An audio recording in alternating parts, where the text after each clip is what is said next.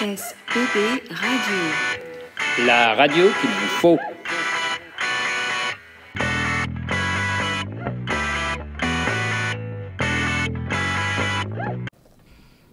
Qu'est-ce que les emojis? Comment s'en sert-on aujourd'hui? Quelle est leur signification, la différence entre emoji, émoticône et smiley? Vous allez tout savoir. Nous avons l'honneur d'être en présence de Héloïse et de Nolwenn.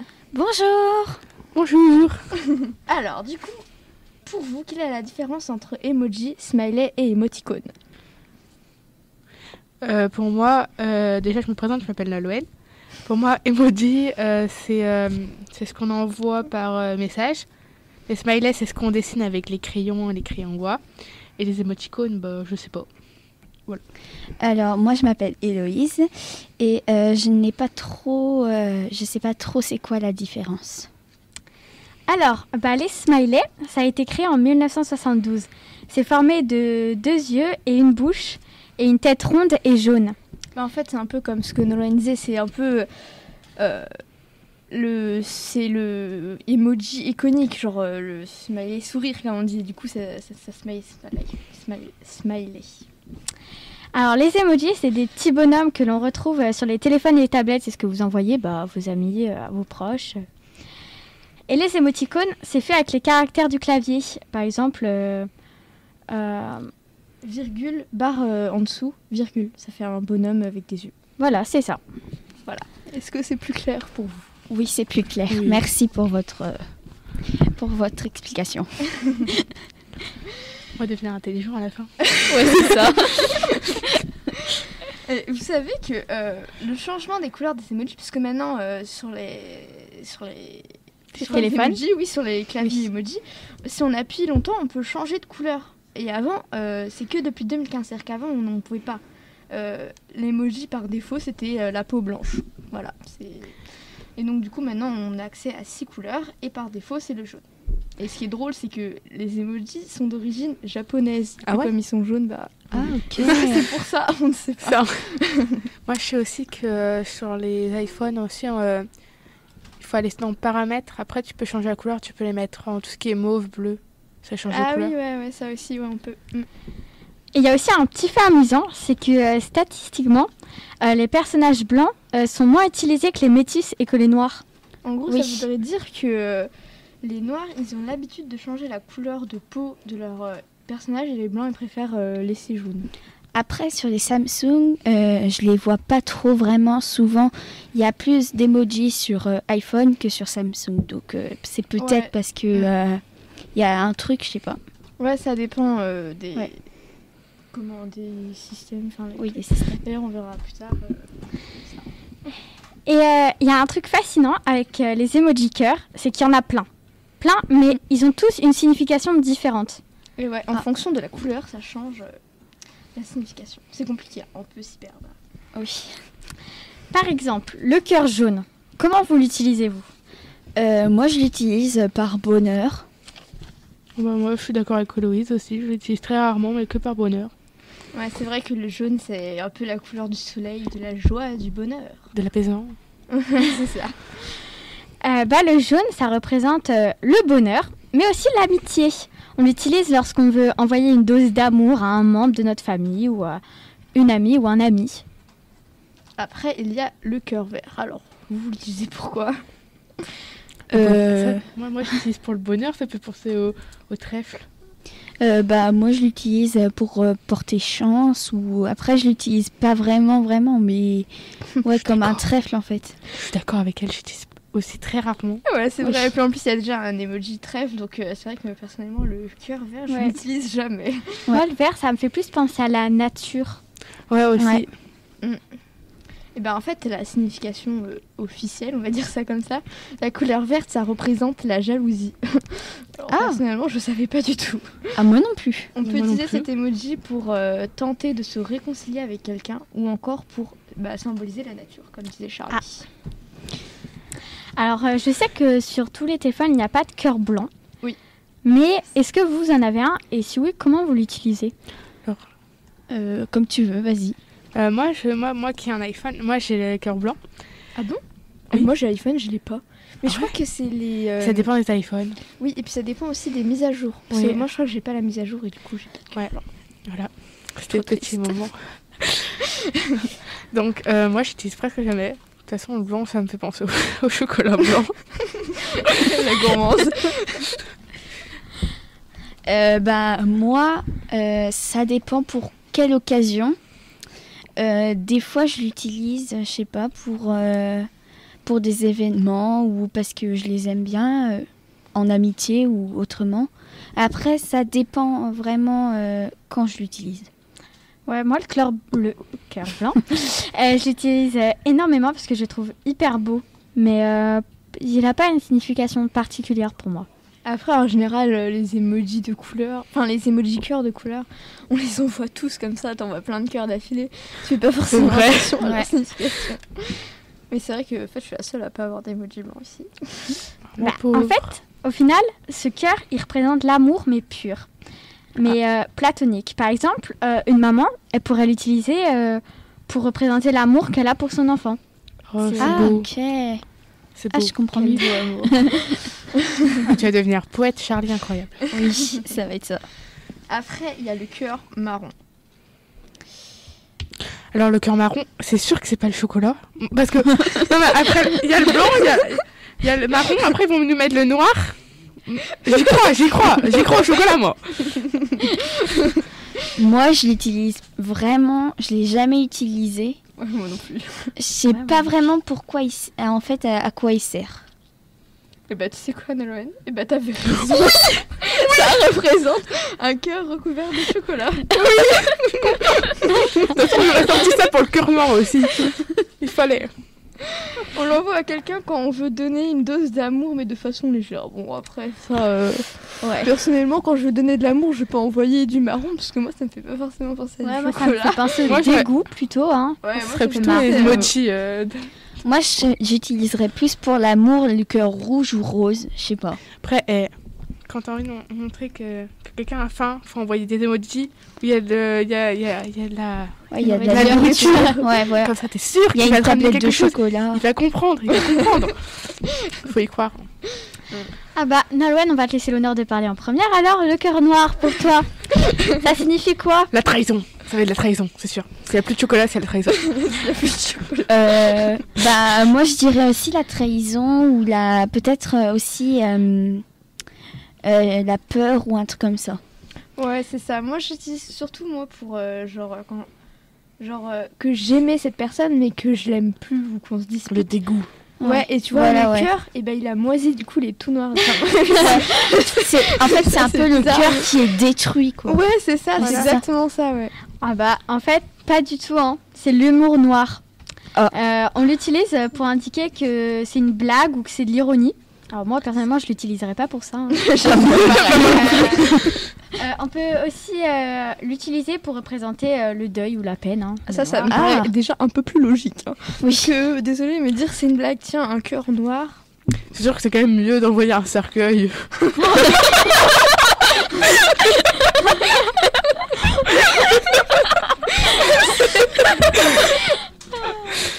Un cercueil, dis donc. Après, les deux cœurs, vous savez, il y a un gros cœur en premier plan et puis un derrière, là, les deux petits. Ah oui. Ah oui, oui. Alors, Ça, moi, je suis sûre que c'est les... Moi, je pense... Excuse-moi. Moi, je pense que c'est plutôt un cœur qui bat pour une personne, quoi. L'amour.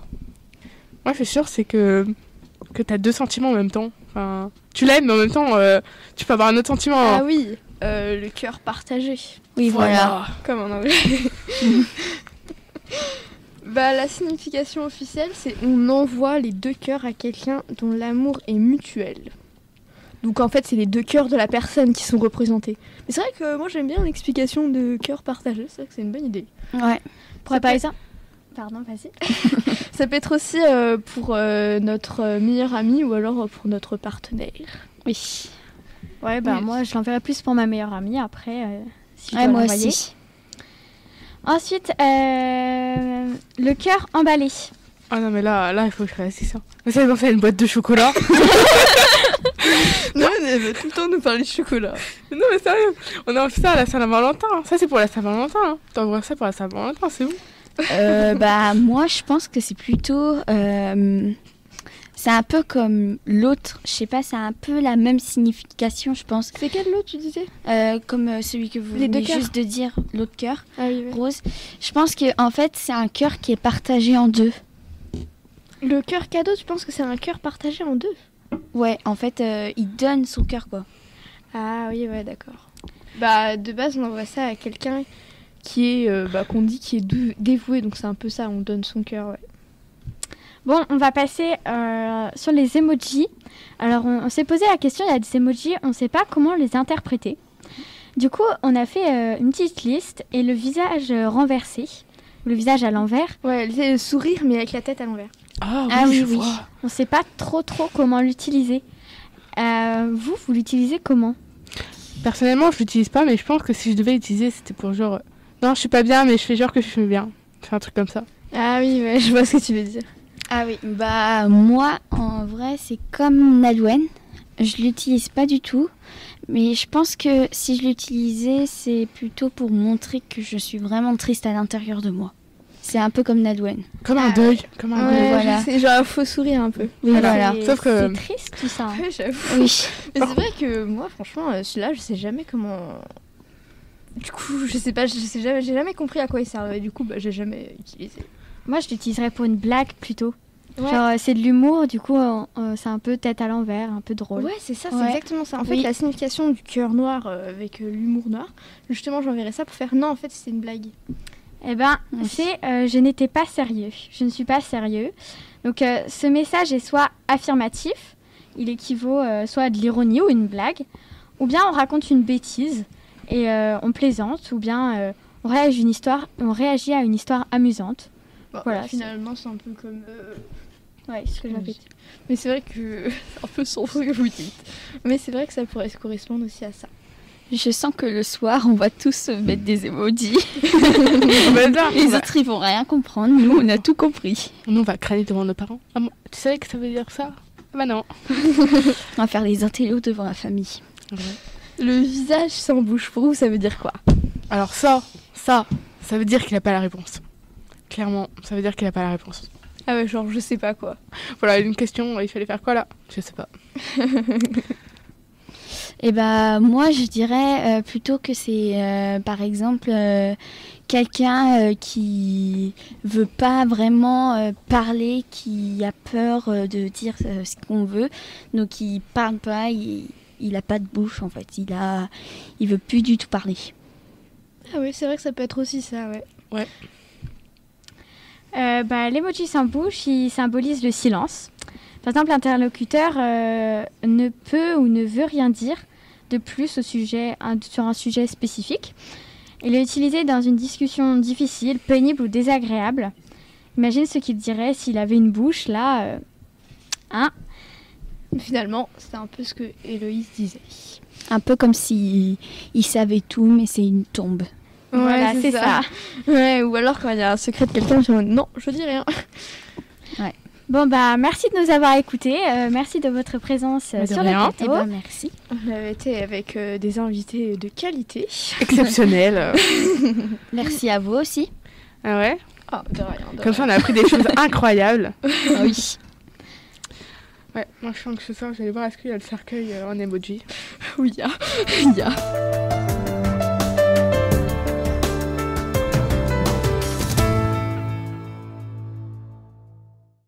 Bonjour, je suis Maëlie Guemard en compagnie de... Anaïs Kéré, bonjour. Nous allons vous présenter une thématique. La maltraitance animale est-elle inévitable? Mais Anaïs, quels sont les chiffres? Il y a environ 11 animaux domestiques qui sont abandonnés par heure. 100 000 animaux sont abandonnés, dont 60 000 l'été, et 1200 animaux parcourent le territoire emprisonnés dans des cirques. Chaque jour, 60 000 animaux sont abandonnés. Alors, comment éviter la maltraitance animale? Quel est votre avis, Nolwenn et Estelle? Bonjour, du coup, je m'appelle Estelle. Alors, comment éviter la maltraitance animale? C'est une très bonne question. Tout n'est pas inévitable, mais c'est possible parce qu'un animal a toujours besoin de son maître ou de sa maître. Bonjour, je m'appelle Nalouen. Je suis d'accord avec Estelle. Il y a des êtres humains aussi qui peuvent arrêter ça. Après, il faut savoir la raison du pourquoi ils font ceci, quelles sont les envies, parce que c'est cruel. Bah, si on était à leur place, on n'aimerait pas non plus. Je pense pas en tout cas. Faut se mettre à la place de l'animal ou des animaux si on en a plusieurs. Ouais. Moi, je dirais être sûr de bien s'occuper de l'animal, soit on l'achète ou on l'adopte, et prendre tout le nécessaire pour l'accueillir bien de chez soi. Si jamais on n'arrive pas à s'occuper de l'animal, je pense qu'on devrait l'envoyer à la SPA. Même si nous devons payer assez cher, nous serons sûrs que l'animal sera au moins bien traité. Moi, je trouve qu'il y a des fois aussi après. Je sais que j'ai un animal, donc une chienne. Et je sais qu'après, il peut avoir il y a des animaux qui peuvent avoir des maladies qui peuvent pas se traiter. Donc là, après, on peut rien y faire. Et du coup, je sais qu'il y avait des animaux qui peuvent pas non plus... ils ont des maladies ou alors ils peuvent pas se guérir. Et c'est pour ça aussi... Après, il faut savoir profiter aussi avant qu'ils partent au ciel. Qui maltraitent les animaux, quoi.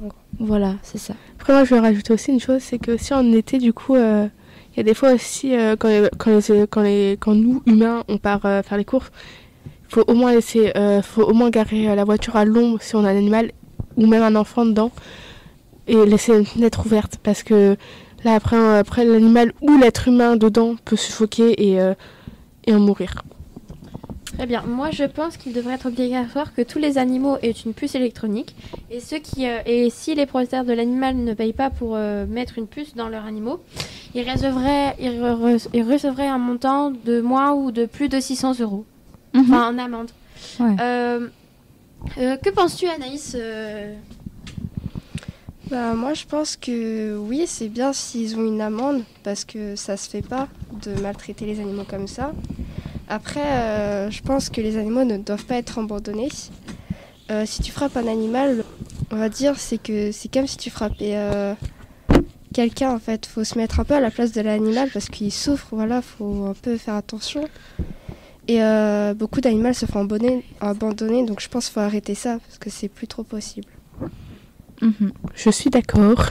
Je suis aussi d'accord avec Anaïs de tout ce qu'elle dit. Très bien. Alors, pour vous, quelles sont les formes de maltraitance ? À toi de commencer, Estelle. Ouh. Alors, quelles sont pour toi les formes de maltraitance ? Alors, les formes de maltraitance, déjà, c'est ne pas soigner son animal plutôt, pardon. Également, déjà le frapper, le battre. Donc ça, ce n'est pas trop... C'est horrible. Oui, c'est horrible. Ne pas donner à manger et à boire ses besoins, en fait. Et je pense qu'un animal, ça doit aussi avoir sa petite propriété privée. S'il y en a un jardin, oui, voilà. Une cabane, voilà. C'est vrai. Après, ça peut dépendre. Hein. Et des fois, il y a des animaux qui restent dehors, mais qui sont quand même nourris, etc. Ou alors, ils sont dans un appartement ou dans une maison. Là, on s'écarte un petit peu du sujet. Oui, ouais, mais quand même, voilà, avoir les petits soins de l'animal, et puis voilà. Et toi, Nolwenn, quelles sont les formes de maltraitance ? Je suis un peu d'accord avec Estelle, parce que... c'est pareil, battre son chien, ne pas lui donner à manger parce qu'il a grogné dans la maison, un truc comme ça, du style comme ça, c'est juste horrible parce que je trouve ça inhumain parce que l'animal il a rien demandé et puis bah il est comme nous, enfin nous on mange pas pendant plus de 5 jours, bah voilà quoi, on s'évanouit, on arrive à l'hôpital. Et toi, Anaïs, que penses-tu ?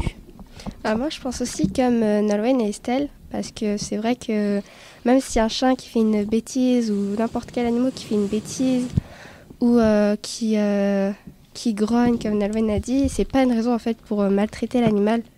Parce que ça se fait pas en fait, faut pas faire ça. Puis voilà, c'est comme nous quand on fait des bêtises, par exemple les enfants, on se fait pas frapper ou voilà. Encore heureux. Oui.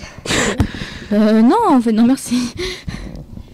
Du coup, je vais vous citer 4 des plus grandes maltraitances pour à peu près tout le monde parce que l'opinion est propre à chacun. Alors, en premier, il y a justement ne refuser de soigner son animal et s'occuper de son bien-être. En 2, il y a abandonner son animal parce que l'animal ne ressent pas vraiment le lien qui l'unit entre lui et le maître, mais il ressent tout ce qu'il ressent. Donc c'est très blessant pour lui d'être abandonné. En 3e, il y a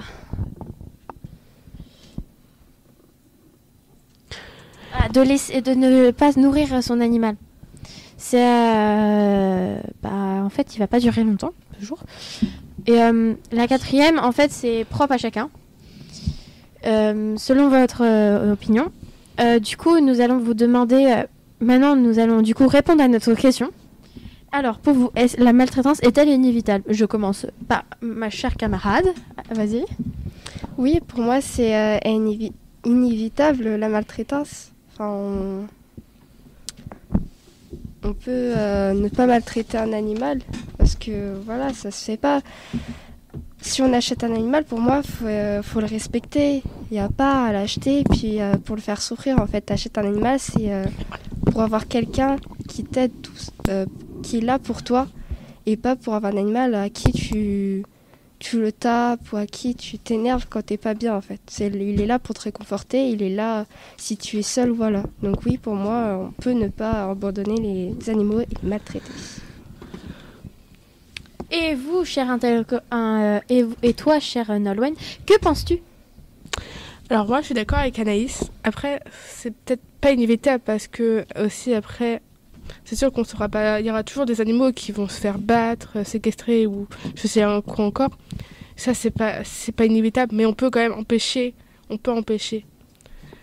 Je sais que la SPA aussi, eux, parfois ils sont appelés pour récupérer des chiens ou qui sont tout maigres et tout, qui n'ont pas mangé depuis une semaine et tout. Et je suis d'accord avec Anaïs sur le fait qu'on peut empêcher ça. Parce que moi, je pense que quand on achète un animal, c'est déjà la première chose à faire, c'est lui trouver déjà qu'il ait ses affaires et puis qu'il ait les choses nécessaires à son bien-être, quoi. Et toi, Estelle, qu'en penses-tu? Alors, moi, je suis d'accord avec vous, les filles. Mais ouais, comme a dit Nolwenn, la maltraitance n'est pas inévitable, malheureusement. Ça devrait exister qu'aucun animal soit maltraité, mais ouais, je suis d'accord avec vous. Alors, moi, mon avis, c'est que c'est un rêve lointain que personne maltraite son animal. Après, on ne peut pas éviter certaines choses. Il faut peut-être justement un peu de maltraitance animale dans le monde pour que justement il y a des personnes bien et qui contre-attaquent et qui fassent voir justement à ces personnes le mal qu'elles font. Après, je pense que c'est quand même évitable dans certaines régions où après il faut prendre des mesures aussi. Après, j'ai l'impression que si après, en fonction des personnes, parce que tout le monde ne bat pas les animaux et encore heureux. Et moi, je me dis que, en fait, peut-être que s'il y a un humain qui bat son chien ou fait d'autres choses, soit il a eu un truc psychologique petit, ou alors, franchement, c'est qu'il a un problème, quoi. Et voilà, c'est qu'il est bête. Très bête. Alors, on peut aussi se débarrasser de son chien, enfin, de son animal en général, pardon, parce que soit il nous coûte trop de frais, ou alors il est trop féroce. Il nous coûte trop de frais. On peut plus s'occuper de lui.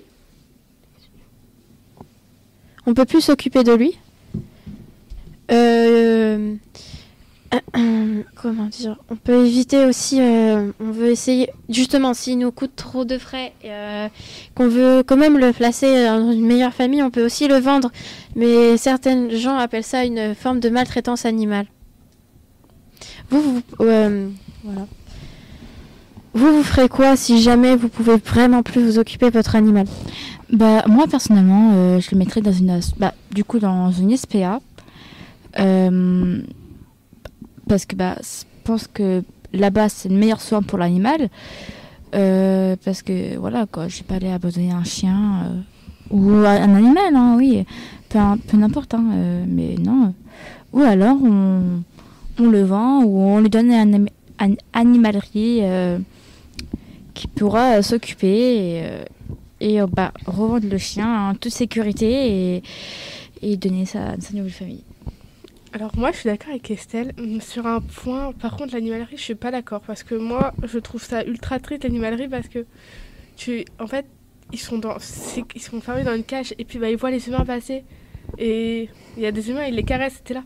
ils vont peut-être me prendre. Et au final, bah non. C'est juste, je trouve ça horrible. Et moi d'abord, je pense que si je devais faire le truc là, vendre l'animal ou me débarrasser de l'animal, d'abord je le dirais pendant une semaine. Oui, tu vas plus me voir. Qui comprennent quoi. Parce que les chiens, c'est pas bête, c'est ultra intelligent. Très très intelligent même. Et après, je lui dirais, avant de partir, je lui dirais, c'est la dernière fois que je te vois. Je te souhaite une bonne vie et après, je l'emmène à la SPA quoi. Parce que je sais qu'à la SPA, ils s'occupent bien des chiens. Ouais, enfin, on sait qu'ils s'occupent bien des chiens, mais la plupart finissent justement leur vie à la SPA. En espérant qu'ils trouvent une famille. Par exemple, les acheteurs premiers de la SPA veulent un animal jeune et non un en fin de vie. Moi, quand même, je préfère prendre un animal en fin de vie pour qu'il finisse ses jours heureux, même si ça me fera très, très, très mal au cœur. Mais au moins, tu sais qu'il aura vu autre chose que justement le box à la SPA ou les souvenirs anciens. Oui. Et aussi, je sais qu'à la SPA aussi, si je me trompe pas... après, je sais qu'à la SPA, du coup, ils essayent vraiment de sortir tout le monde. Enfin, tous les chiens dehors. Et je trouve ça juste formidable parce que du coup, ils sont tous contents, tous heureux. Après, moi, je pense, si je devais aussi abandonner, si jamais je pouvais pas m'occuper de mon animal, j'aurais mis aussi à la SPA et en espérant vraiment qu'il trouve une famille au plus vite et qu'il soit heureux aussi. C'est important, quoi. Bon, très bien. Ceci clôt notre conversation sur la maltraitance est-elle inévitable.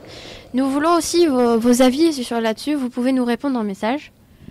Bonne journée, bonne soirée et surtout réfléchissez. Au revoir. Au revoir. Au revoir tout le monde et merci de nous avoir écoutés.